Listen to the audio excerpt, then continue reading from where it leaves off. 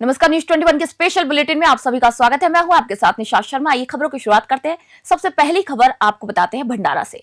तिरोड़ा तहसील के खड़की इलाके में एक दिल दहला देने वाली घटना घटी, जहां पर घर के पीछे आंगन में माता पिता के साथ बैठे 4 वर्षीय हियांश शिवशंकर राहत डाले पर झाड़ियों में छिपा तेंदुआ अचानक हमला कर देता है और उसे घसीट कर ले जाता है। परिजन और ग्रामीण बच्चे को बचाने के लिए दौड़ते हैं, लेकिन कुछ दूरी पर उसका रक्त रंजित शव मिलता है। घटना से पूरे गांव में भारी आक्रोश फैल गया। ग्रामीणों ने वन विभाग की लापरवाही पर सवाल उठाते हुए तेंदुए को तुरंत पकड़ने और पीड़ित परिवार को मुआवजा देने की यहाँ पर मांग की है। वन विभाग को भी जानकारी दे दी गई है। वहीं विभागीय टीम इलाके में सक्रिय कर तेंदुए की तलाश शुरू कर रही है। घटना ने सुरक्षा व्यवस्था और वन जंगल के आसपास बच्चों की सुरक्षा को लेकर चिंता को बढ़ा दिया है। भंडारा से हंसराज की रिपोर्ट आपको बता रहे हैं।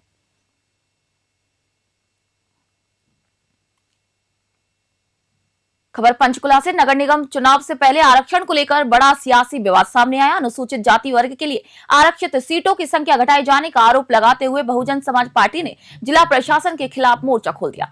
बसपा जिला इकाई ने उपायुक्त पंचकुला को ज्ञापन सौंपकर विरोध दर्ज कराया और बाढ़ बंदी पर पुनर्विचार की यहाँ पर मांग की है। जानकारी के मुताबिक पंचकुला नगर निगम में कुल 20 वार्ड है। पूर्व में इनमें से 4 वार्ड अनुसूचित जाति वर्ग के लिए आरक्षित थे, लेकिन नई वार्डबंदी प्रक्रिया के बाद इनकी संख्या घटाकर 3 कर दी गई। बसपा का आरोप है कि वार्डों का निर्धारण भौगोलिक और जनसंख्या के आधार पर न होकर मनमाने तरीके से किया गया, जिससे कि अनुसूचित जाति समाज के राजनीतिक अधिकारों का हनन हुआ है। पार्टी नेताओं ने यहाँ पर चेतावनी दी है कि यदि न्याय संगत वार्डबंदी नहीं की जाती तो आंदोलन तेज किया जाएगा। पंचकुला से राजन राय की रिपोर्ट आपको बता रहे हैं।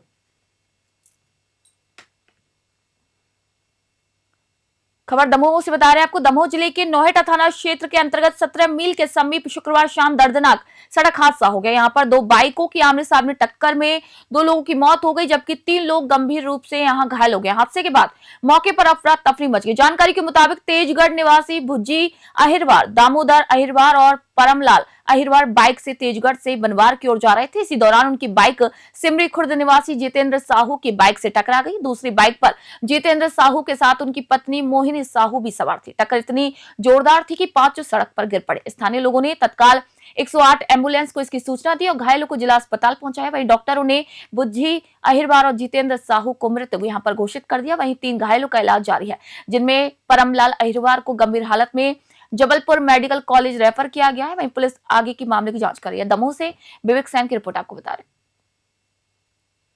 हैं। नोहटा गए थे, नोहटा से वापसी लौट रहे थे तो एक्सीडेंट हो गया। कौन लौट रहे थे? जी जितेंद्र साहू।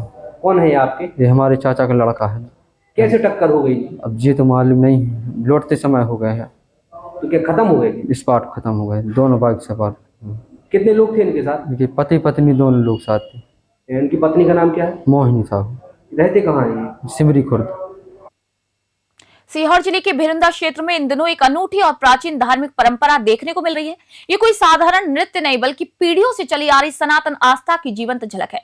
बुजुर्गों के मुताबिक ये परंपरा भीलट देव और भगवान भोलेनाथ की आराधना से जुड़ी हुई है, जिसमें वंशानुगत रूप से लोग भजन कीर्तन करते हुए नृत्य करते हैं। ये धार्मिक फेरी देवउठनी 11 से प्रारंभ होकर शिवरात्रि तक चलती है। इस दौरान नर्तक भोलेनाथ का बना लेकर गांव-गांव घर-घर जाकर भजन गाते हैं और धर्म की अलख जगाते हैं। पूरे क्षेत्र में ये फेरी सनातन संस्कृति और परंपराओं का संदेश देती है। शिवरात्रि के बाद सभी श्रद्धालु पंचमढ़ी स्थित भोलेनाथ चौराहे पहुंचकर विधि विधान से फेरी का विसर्जन करते हैं। ये परंपरा आज भी कई कर्म और धर्म के साथ जीवित है। सीहोर से रामनिवास यादव की रिपोर्ट आपको बता रहे हैं। खबर मंडला से। मंडला में एकीकृत शासकीय उच्चतर माध्यमिक विद्यालय जामगांव से छात्रा के साथ कथित मानसिक प्रताड़ना का गंभीर मामला सामने आया। स्कूल परिसर में उस समय अफरा तफरी मच गई जब एक छात्रा रोती बिलखती हुई बाहर निकली और उसने शिक्षिका प्राचार्य पर अपमानित करने का यहाँ पर आरोप लगाया। पीड़ित का छात्रा का कहना है कि उसे लगातार दोस्तों के सामने बेइज्जत किया जाता है, पढ़ाई पर सवाल उठाए जाते हैं और स्कूल से निकालने की ओर से धमकी दी जाती है। छात्रा के पिता ने कहा है कि बेटी पहले भी इस व्यवहार की शिकायत कर चुकी थी। उनका कहना है कि उनकी बेटी 10वीं में 68% अंक ला चुकी है। इसके बावजूद उसे अपमानजनक शब्दों से डांटा गया। मामले को लेकर गांव में भी नाराजगी है। वहीं ग्रामीणों ने स्कूल में शिक्षा और व्यवहार स्तर पर यहाँ सवाल उठाए हैं। वहीं प्राचार्य ने आरोपों को निराधार बताते हुए कहा कि छात्रा को केवल नियम उल्लंघन पर टोका गया था। मामला विभागीय जांच में गया है। मंडला से अरविंद सोनी की रिपोर्ट आपको बता रहे हैं। एकीकृत हाई सेकेंडरी स्कूल जामगांव में पढ़ती हूँ। मैं 11th आर्ट्स की हूँ। यहाँ पे मुझे बहुत कुछ भी बोला जा रहा है एकदम हमको गवार बोलते हैं और है तो ले दे के बस ये कि एक नंबर की ऐसे वैसे कुछ भी। और है तो बोल रहे थे कि तुम यहाँ मेकअप करके आते हो, फैंसी शो में आते हो क्या, लिपस्टिक लगा के आते हो, आईलाइनर लगा के आते हो, ये सब ऐसा बोला गया था हमें। और है तो परसों के दिन हम स्कूल आए तो कौर मैम ने हमें बोली कि तुम्हारा नाम काट दिया गया है और तुम स्कूल में क्यों हो। फिर किसी सर ने बोला कि शांत रहो मैम करके, तो वो शांत हो गई। हम क्लास के उस साइड थे, हमने सुने, बच्चों ने भी सुने। और है तो कल के दिन है तो मरकाम मैम ने हमें बोल दी कि तुम्हारा नाम काट दिया गया है और तुम स्कूल में आके क्यों बैठी हो, जाके तुम प्रिंसिपल मैम से बात करो। सर ये बच्ची पहले से शिकायत करती थी कि स्कूल में पढ़ाई मेरे हिसाब से नहीं हो रहा है। मेरे को मतलब कभी भी पूरे बच्चों के सामने ऐसे शब्द बोल दिए जाते हैं जो बोलने लायक नहीं है। मेरी हमेशा इंसल्टी करते हैं। मैं कहा बेटा गुरु हैं, गुरु थोड़ी बहुत डांटेंगे, उसको आप छोड़ो, जाने दो, अपने को पढ़ना है, गुरु हैं वो लोग समझाएंगे। ऐसा करके 2 बार 3 बार 4 बार उसको समझाया सर। और स्कूल में भी आया, मैडम लोगों से बात किया मैंने, और पहले भी बता दिया हूँ एडमिशन के समय में कि मेरी बच्ची का तबीयत ठीक नहीं रहता, उससे आप ऊंची आवाज़ में बात नहीं करेंगे।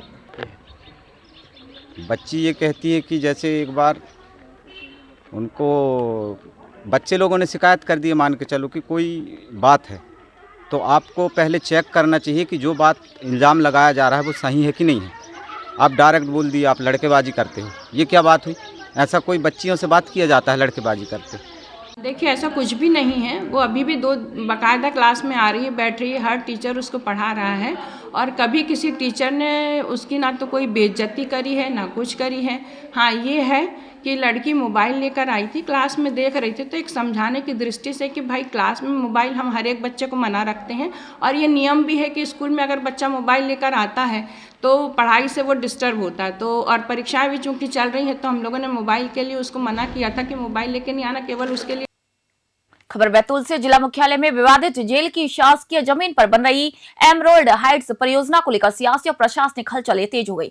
लगातार खुलासों और मीडिया रिपोर्ट्स के बावजूद अब तक ठोस कार्रवाई न होने से जनता में असंतोष है। इसी बीच प्रदेश के नेता प्रतिपक्ष उमंग सिंगार ने बैतूल दौरे के दौरान इस मामले में सख्त रुख अपनाते हुए कहा कि जेल की बहुमूल्य जमीन निजी कंपनी को देना गलत है और इसे नगर पालिका को सौंपा जाना चाहिए ताकि शहर के विकास और ट्रैफिक समस्या के समाधान में उपयोग हो सके। वहीं जिले के प्रभारी मंत्री नरेंद्र पटेल ने मामले की विस्तृत जांच कराने का यहां पर आश्वासन दिया है। हालांकि सूत्रों का कहना है कि गंभीर बिंदुओं पर सीधी जांच से बचा जा रहा है, जिससे कि पारदर्शिता पर सवाल उठ रहे हैं। वरिष्ठ पत्रकार द्वारा न्यायालय में याचिका दायर किए जाने के बाद अब सबकी निगाहें जांच की निष्पक्षता और प्रशासनिक इच्छा शक्ति पर टिकी हुई है। बैतूल से कमलाकर तायवाड़े की रिपोर्ट आपको दिखा रहे हैं। लेकिन मैं समझता हूं कि जो पहले यहाँ पर एक प्रस्ताव था कि जो हाट बाजार है उस जेल की जमीन पर लगने का प्रस्ताव था, लेकिन वहां पर सरकार ने उसको सस्ते दामों के अंदर बेच दी या लीज पे दे दी, जिसमें कि उस जमीन की कीमत मैं समझता हूं कि 400-500 करोड़ रुपए की जमीन है। 100 करोड़ में अगर सरकार दे रही है तो सरकार के कौन मंत्री, कौन विधायक, कौन मुख्यमंत्री इसके अंदर जुड़े हैं, इसकी जांच होना चाहिए। क्योंकि करोड़ों अरबों रुपए की संपत्ति अगर आप 50-100 करोड़ में दे रहे हो लोगों को, मैं समझता हूं कि ये भ्रष्टाचार है। और यहाँ पर जो हाट बाजार बैतूल का लग रहा था, अगर ये बैतूल का हाट बाजार अगर एक जगह लगता तो निश्चित तौर से बैतूल की समस्या दूर होती। सरकार ने ध्यान नहीं दिया, तो सरकार ने इसमें भ्रष्टाचार करने का मन बनाया और यही भारतीय जनता पार्टी जो भ्रष्टाचार को शिष्टाचार समझती है। मैं समझता हूँ इसकी तत्काल जांच होना चाहिए। देखो, जब जेल की ज़मीन प्राइवेट कंपनी को हस्तांतरित की जा रही थी उस समय मैंने एक आपत्ति लगाया था कलेक्ट्रेट में कि पहले हमारा पक्ष सुना जाए, उसके बाद ये ज़मीन उक्त कंपनी को ट्रांसफ़र की जाए। लेकिन ऐसी कोई कार्रवाई कलेक्टर के अधीनस्थ अधिकारियों द्वारा कोई कार्रवाई नहीं की गई। और मेरे द्वारा जो शिकायतें की गई थी कि ये पुनः घनत्वीकरण योजना के अंतर्गत जो ज़मीन की बंदरबाट की जा रही है अपने लोगों को उपलब्ध करने के लिए, ये गलत है, इसे रोका जाना चाहिए। उस आधार पर मैं फिर कोर्ट में गया। कोर्ट ने चीफ सेक्रेटरी, प्रमुख सचिव, राजस्व, कलेक्टर, सीएमओ, नगर पालिका सभी को नोटिस दिए थे। इन्हों के द्वारा जवाब नहीं दिए गए हैं। अब वो जवाब नहीं दिए जाने की स्थिति में एक समय सीमा होती है, उसके बाद एक्सपायरी कराया जाता है। एक्सपायरी कराए जाने के बाद हम स्टे की कार्रवाई की मांग करेंगे। गुना जिले की तहसील राधोगढ़ में नगर के प्रमुख मार्गों पर फैले अतिक्रमण को हटाने के लिए प्रशासन ने सुनियोजित एवं विधि सम्मत अभियान चलाया। ये कार्रवाई कलेक्टर किशोर कुमार कन्याल और अपर कलेक्टर अखिलेश जैन के कुशल मार्गदर्शन में संपन्न हुई है। शहर के मुख्य मार्गों पर अतिक्रमण में यातायात और आमजन को हो रही परेशानी को देखते हुए एसडीएम राधोगढ़ अमित सोनी द्वारा पूर्व में प्रशासनिक अमले एवं जनप्रतिनिधियों की मौजूदगी में बैठक आयोजित कर विस्तृत कार्य योजना यहाँ पर बनाई गई थी।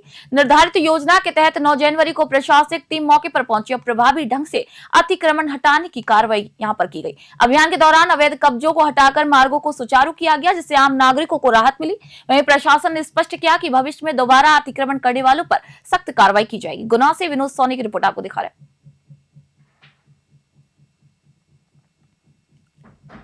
रीवा शहर के वार्ड क्रमांक 29 में शुक्रवार को उस समय अफरा तफरी मच गई जब मोहल्ले के लोगों ने चोरी के शक में एक युवक को रंगे हाथों पकड़ लिया। गुस्साए लोगों ने युवक को खंबे से बांध दिया और तुरंत पुलिस को इसकी सूचना दी। करीब 1 घंटे तक युवक खंबे से बंधा रहा, जिसके बाद पुलिस मौके पर पहुंची और उसे हिरासत में लेकर गई। स्थानीय लोगों का कहना है कि पकड़ा गया युवक काफी समय से क्षेत्र में चोरी की घटनाओं को अंजाम दे रहा था। आरोप है कि वह अपने गिरोह के साथ मिलकर कई घरों में चोरी कर चुका है, जिससे कि मोहल्लेवासी दहशत में थे। सतर्कता के दौरान युवक को संदिग्ध हालत में पकड़ा गया, जिसके बाद आक्रोशित भीड़ ने उसे खंबे से बांध दिया। सूचना मिलते ही पुलिस मौके पर पहुंची, भीड़ को समझाइश देकर शांत कराया गया और युवक को पूछताछ के लिए जेल लेके गई। आपको बता दें कि युवक का नाम ददुआ स्वीप पर बताया जा रहा है। पुलिस मामले की जांच कर रही है। रीवा से रमेश तिवारी की रिपोर्ट। कोतवाली थाना क्षेत्र में एक युवक की संदिग्ध परिस्थितियों को देखते हुए कुछ लोगों ने उसे बंधक बना लिया था और चोरी के संदेह में ऐसा कृत्य किया गया था और तत्काल पुलिस वहां पर पहुंची। उसे बंधक जो बनाया गया था उसे फ्री कराया गया और उसको विवेचना में लिया गया कि वो पूर्व में ऐसी घटनाओं में लिप्त रहा है या नहीं। उसके खिलाफ प्रतिबंधात्मक कार्रवाई भी की गई। हमारे घर पे कोई नहीं था, हमारी मिसेज दुकान में बैठी हुई थी। हम चले गए थे गाड़ी देखने एजेंसी। उसी दिन शाम को 4 से 5 के बीच में ददुआ स्वीपर नाम का व्यक्ति खड़ा हुआ था मोहल्ले में। जब घर सूना देखा और लड़के बच्चे हमारे ऊपर खेल रहे थे, तो घर के अंदर घुस के 70 किलो कापर वायर चुरा कर ले गया और ले जाके उसी किसी ऑटो में बैठ के गया लेके और बेचा है। अब इस पकड़े जाने पर पूछने पर ये बता रहा है कि हमको कुछ नहीं याद है। हम गोली खाए पहले भी कुछ चोरी कर चुका है। इसके पहले भी कई लोगों के यहाँ मोहल्ले में चोरी किया है। यही है जिसको आप लोग जी जिसको पकड़े हुए हैं, यही अपने ही मोहल्ले में कई लोगों के यहाँ चोरी कर चुका। कई लोगों का मोटर पंप फेल चुका, पानी वाला पंप चोरी करके बेच चुका है। रीवा जिले के बैकुंठपुर थाना क्षेत्र के अंतर्गत नगर पंचायत वार्ड क्रमांक 7 में शुक्रवार को सनसनीखेज घटना सामने आई। यहां पर 4 से 5 लोगों ने मिलकर एक पिता और उसके 2 पुत्रों पर प्राणघातक हमला कर दिया। हमलावरों ने लाठी डंडों से तीनों को बेरहमी से पीटा, जिसका वीडियो सोशल मीडिया पर सामने आया है। जानकारी के मुताबिक पहले दोनों पक्षों के बीच किसी बात को लेकर मामूली विवाद हुआ था। इसी दौरान गणेश हलवाई और लवकुश हलवाई ने अपने 4 से 5 सहयोगियों को इकट्ठा कर सुरेश कचेर और उनके दोनों बेटों पर अचानक हमला कर दिया। इस हमले में सुरेश कचेर और उनके दोनों पुत्र गंभीर रूप से घायल हो गए। घटना की सूचना मिलते ही पुलिस मौके पर पहुंची और घायलों को इलाज के लिए अस्पताल भिजवाया। बताया जा रहा है कि सुरेश कचेरी निजी समाचार पत्र वितरण का कार्य करते हैं। फिलहाल पुलिस मामले की जांच कर रही है। रीवा से रमेश तिवारी की रिपोर्ट आपको दिखा रहे हैं।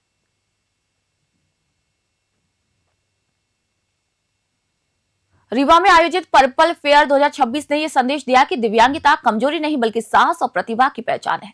यह आयोजन समेकित क्षेत्रीय कौशल विकास पुनर्वास और दिव्यांगजन सशक्तिकरण केंद्र छतरपुर द्वारा जिला प्रशासन रीवा के सहयोग से शासकीय उत्कृष्ट उच्चतर माध्यमिक विद्यालय मारतंड क्रमांक 1 परिसर में आयोजित हुआ। कार्यक्रम की शुरुआत प्रदर्शनी, अवलोकन और दीप प्रज्वलन के साथ की गई।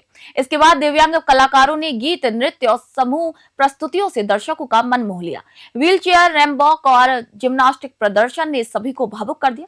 इस दौरान राष्ट्रीय वयोश्री योजना और ADIP योजना के तहत 42 दिव्यांगजनों को यहाँ पर व्हीलचेयर, ट्राईसाइकिल और अन्य सहायक उपकरण भी वितरित किए गए। सांसद जनार्दन मिश्रा ने कार्यक्रम की सराहना करते हुए कहा कि ऐसे आयोजन दिव्यांगजनों को आत्मविश्वास और समाज में सम्मान दिलाते हैं। रीवा से रमेश तिवारी की रिपोर्ट आपको दिखा रहे हैं।